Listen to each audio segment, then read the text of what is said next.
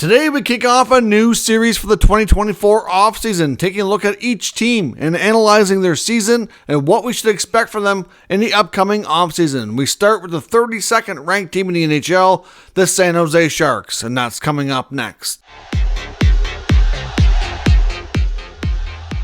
So welcome back to another video here at Top Shelf Hockey. If you're new to this channel, this might be a new series to you, but I've actually done it every offseason for quite a few years now. Every year, once the NHL regular season comes to an end, I always start the offseason plan series. So you'll see a video dedicated to every single team between now and the next, 4 to 6 weeks, outlining what their season entailed, kind of recapping how things went, looking at changes they made throughout the season, and what we should expect from them in the offseason. Take a look at their salary cap situation, contracts that are up for renewal, whether it be RFA, UFA, and what are the top questions that the team is going to try to answer during the offseason. So we do this in reverse order of the standings. So we're going to start at team number 32 and work our way up. Obviously, teams that are still in the playoffs, their full season technically is not over yet. So we're going to start team 32 here, work our way up. By the time we get to the middle of the NHL standings, around 16-15, we'll start to have teams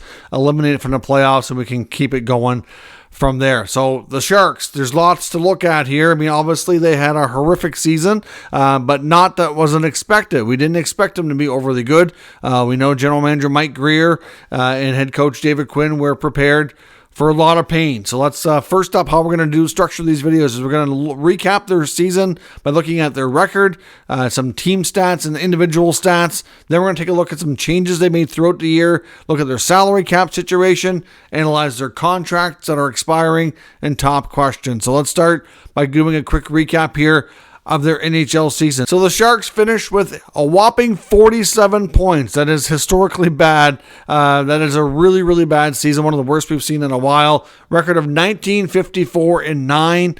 They scored 180 goals, which surprisingly was not the worst. It was 31st. Goals against was the worst, though. 326. And that's the worst by a large margin. The 31st ranked team had 298 against. So they gave up 28 more goals than the second worst team in the league. That just tells you right there where things are at with this franchise. The power play was surprisingly decent considering what they could put on the ice. They managed to get a respectable 20.2% for 21st in the NHL. The penalty kill was 75.4, which was 28th best. So overall, not a lot of success going on in this team. And looking at their top individual performances, their leading scorer ended up being Mikael Granlund, who actually turned out to be a pretty good pickup for them. I must say they were, when they got him, I didn't expect him to do much. He had been struggling mightily. He goes to San Jose. Obviously, as part of that three-way trade that brought Erik Karlsson out of San Jose to Pittsburgh.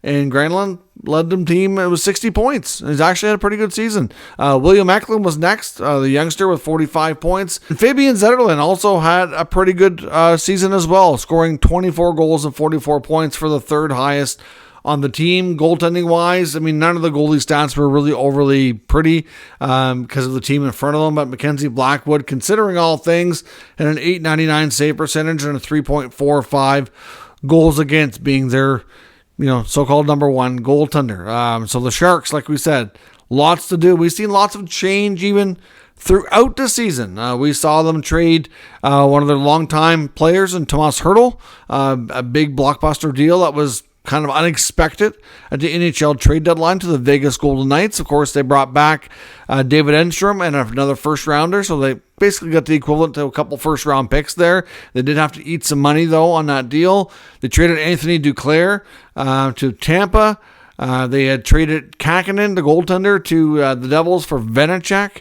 Picked up Devin Cooley from the Buffalo Sabres for a 7th-round pick.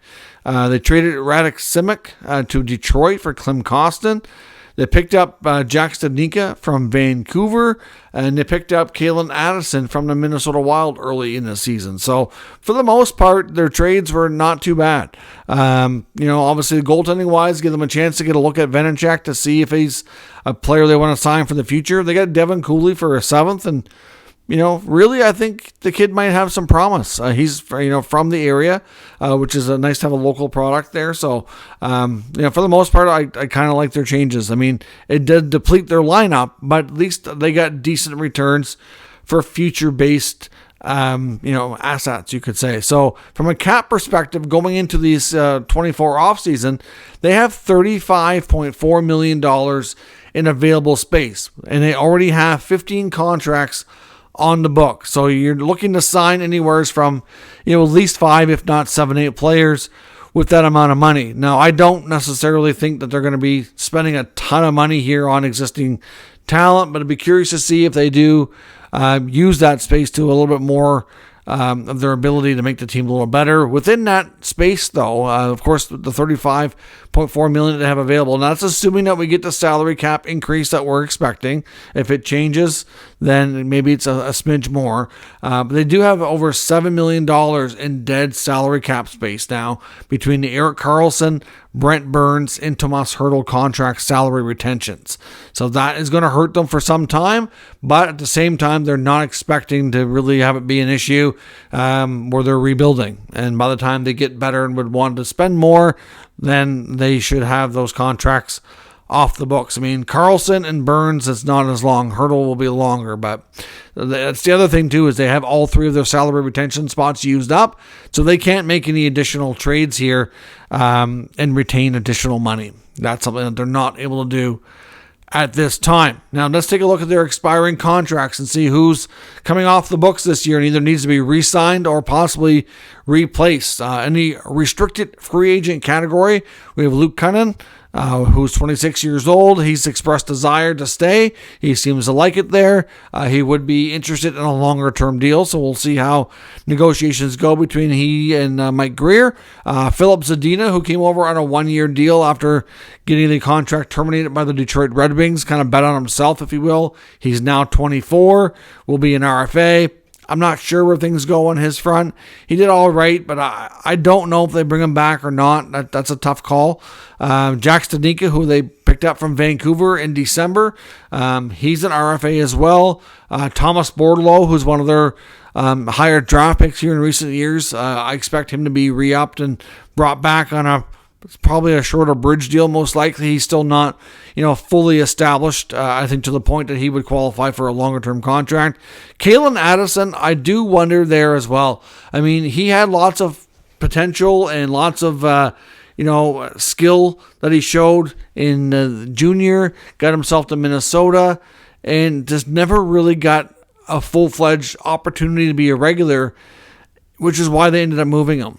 And he gets to San Jose, and they did all right, but I don't know how they truly feel about him. I won't be shocked if they bring him back, but he's definitely not getting a long-term deal, and I don't think it's going to be a huge amount of money. So we'll see what the future holds for Addison, but it's not looking like as good as I was hoping it would for him when he first landed in San Jose. But we'll see what the future holds there. They also have Henry Thrun, 23 years old, and Ty Emerson, both needing contracts as well. So amongst the RFAs, there's a few of them that may not come back, but there's, like I said, nothing there that's too crazy. I definitely expect Bordeleau to get signed. Cunnin, most likely. Addison, probably. Thrun, most likely. The others are debatable, in my opinion. From a UFA standpoint, we have Kevin LeBanc, who's been there for quite some time. Mike Hoffman, Alexander Barabanov, Justin Bailey, Ryan Carpenter, Jacob McDonald, recently acquired Devin Cooley and Oscar Lindblom. General Manager Mike Grier has already confirmed publicly in his end-of-season media address that LeBanc, Hoffman, and Barabanov will not be offered new contracts. So they will not be back for sure. The others are possible, and it'll probably boil down to negotiations. But at this point, Bailey, Carpenter, McDonald, it's not a given that they come back. I just don't know if they've made decisions yet, whereas the other 3, they have 100%. And like I said, Cooley's a question mark as well. Obviously, the 2024 NHL Draft is going to be a huge moment for the Sharks. As this video is titled, What's Next for the San Jose Sharks? Their offseason plan. Well, their offseason plan is to have really good luck at the draft lottery, which is going to be coming up here in the early part of May, usually towards the tail end or the first round or early second round playoffs. We'll have that coming up. I think it's going to be around May 6th or 7th is when it's expected. So, clearly right now they have the best odds at first overall pick in the 24 draft. So that would be tremendous for them. They also have 9 picks total. They have 2 first rounders because they also have the first round pick for the Pittsburgh Penguins. They also have 2 second round picks. So their goal here is to hopefully walk away with Macklin Celebrini. Clearly Celebrini has ties to the area. His dad works for the Golden State Warriors. He is technically Canadian born. He's a BC kid, but he did spend time playing hockey in his younger years in that area. So certainly, there's ties to the Sharks and the local Bay Area there, which make a ton of sense. He'd be able to be close to his dad. And the Sharks, are they due for a first overall pick? You could say that they probably are. Are they a team that, could you make an argument they need the first overall pick more than anybody else? I think you can. If you take a look at the 2 worst teams, San Jose, Chicago, well, Chicago got Bedard last year, so I don't feel so bad for them. They have more prospects built up. I mean, the Sharks do have some interesting ones too, including Will Smith, which they got as a high pick last year. But, first overall pick, Macklin Celebrini, could be a game changer. It just feels like it's a team of destiny for him to go to. You never know. I know there was some talk last year. Obviously, the Canucks didn't have a great year, in Vancouver being like the home base team, if you will, for guys like Bedard and Celebrini as well. That maybe Bedard would end up in his hometown team of Vancouver, but wasn't meant to be. He ended up going to Chicago. So we'll see where this goes. But certainly the 2024 NHL Draft, it should be a huge moment for San Jose. Whether they pick first overall, of course they already have 2 first rounders, so there could be another player that comes later. Do they bring in some other names via trade at the draft? That's another thing to look for as well. Either way, it's going to be a big moment, and it's by far the biggest part of the question, or the answer to the question of what's next for the Sharks. It's getting to the draft and hopefully picking number 1 overall. Now, what are the other top burning questions facing this franchise? Well, for me, you got to look at the goaltending. Goaltending solves a lot of problems. And if this team wants to make, a serious effort to get better next year, I don't think they're worried about getting to the playoffs or anything of that nature. But do they want to be historically bad again, or do they want to be more respectable and at least win some more games? I would like to think they want to do that. So goaltending is a big part of that. Do they bring back Devin Cooley? They got him on a, basically almost for nothing. He had a, decent showing at the end of the year as a UFA. Could be a later blooming goaltender. Do they keep him around? They traded for Vitek Vanacek, gave up Kakinen, who was likely walking as a UFA anyway. Vanacek's there. You got Mackenzie Blackwood. What's the situation going to be with the goaltending? Because Vanacek and Blackwood both have contracts for next year. Cooley does not. So do they consider trying to move one of the other 2? Keep Cooley, re-sign him? How do they work that out? I'm not sure. But I just think that they do have a desire to keep Cooley. And we'll see what they do. I would think Blackwood would be the more likely goaltender to stay, and maybe Vanacek gets moved or bought out or something to that effect. We'll see. But at the end of the day here, goaltending is going to be huge for them. The next question is, do they continue trading off any veterans, or do they take the opposite effect here, and maybe do they consider adding some more good vets to work with this group of players to try to see if they can make them better? Obviously, Mikhail Granlund went from having, struggling mightily to thriving in San Jose, leading the team in scoring. Do they consider selling high? That would be a prime opportunity where a revitalized asset would have better value. Do they do that? Or do they say, you know what? He played really well here. Let's hang on to him, and let's see if we can bring him some more help. Maybe he can do better and help the team get better. That's a big question. And if they keep Granlund, what other veterans do they target? Do they take this maybe an approach like Chicago, where they overpay? Like Nick Foligno and Corey Perry both got way overpaid contracts last year. This year, we're not even before we even got to the offseason, we've seen them overpay again. Jason Dickinson and Mrazek, and Foligno signs again. they're not going to get that kind of money elsewhere. And if just like the Ducks offered a huge amount to Alex Killorn last offseason, if you want to bring in some good veteran help and you have the cap space, you're not worried about spending to the cap, you're going to have to offer some crazy money to some players to get them to come. Unless they are desperate, because a lot of players don't want, especially veterans, don't really want to go through a rebuild. If they're paid handsomely enough for it, maybe they will. So I'll be curious to see if they take the Chicago approach here and maybe try to dip into free agency with, it doesn't have to be a bigger, higher level name, but you can get just a solid veteran like the Nick Folignos and the Corey Perrys of the world, the guys who can provide you with solid play, good leadership. Like I said, Nick Foligno, Jason Dickinson, Peter Mrazek, look what Chicago just did. Those are all prime examples. Will they do that? That would be a big question. Coaching's another big one. Mike Grier was not committal on David Quinn returning, but at the same time, I would be surprised if they made a change. Of course, we do know the connection there back to college hockey between the two. So obviously, Grier brought in Quinn as his guy. It hasn't really been that long. It's not David Quinn's fault that the roster was horribly bad and that he didn't have a ton to work with. I mean, maybe do they make changes to their assistant coaches or some other smaller tweak? Maybe. It's always possible, and it's not unusual for teams to do that. But, would Quinn be on the hot seat? I would think not, and I would be quite surprised if they made a change, considering that, a team that was historically like this bad, right? If you look at a 47-point team, it's been a little while. It hasn't been like a super long time, but considering we're almost a week past their end of season and nothing's been announced yet, I would be quite surprised. We saw Buffalo the day after their season was over say, okay, Don Granato was done. The other 15 teams that have been out of the playoffs have not announced anything to that effect. But you want to give coaches as much time as possible so they can have a chance to get other employment and you have more opportunity to talk to other candidates before they start getting hired elsewhere as well. But at this point, there is some uncertainty. I'd be surprised if a change was made.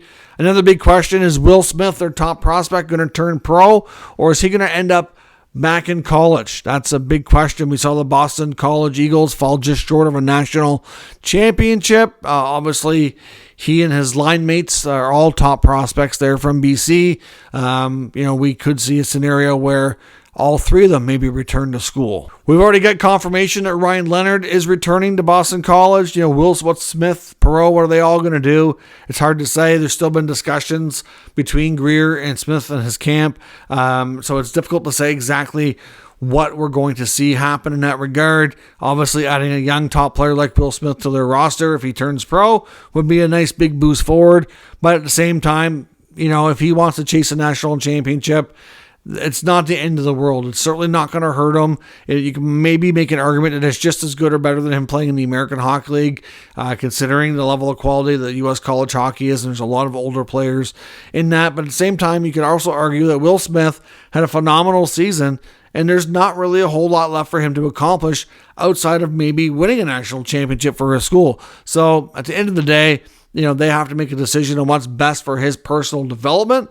And that's not quite clear at this point how things are going to go in that respect. So it should be interesting to see what the San Jose Sharks do this offseason. Like I said, certainly some key questions facing them, mainly being the draft lottery. What are they going to do with their other draft capital? Will Will Smith turn pro? How's the goaltending going to look? And will they bring in some more veteran players to make this a better product on the ice for next year to at least take some small steps forward, and not be historically bad like they were this year? So let me know your thoughts on the expectations for the Sharks offseason in the comments. We'll discuss further. If you're new to the channel, make sure you subscribe and stick around. We'll keep you up to date with the latest news, rumors, and analysis on all 32 NHL teams. Thanks for watching. I'll catch you next time.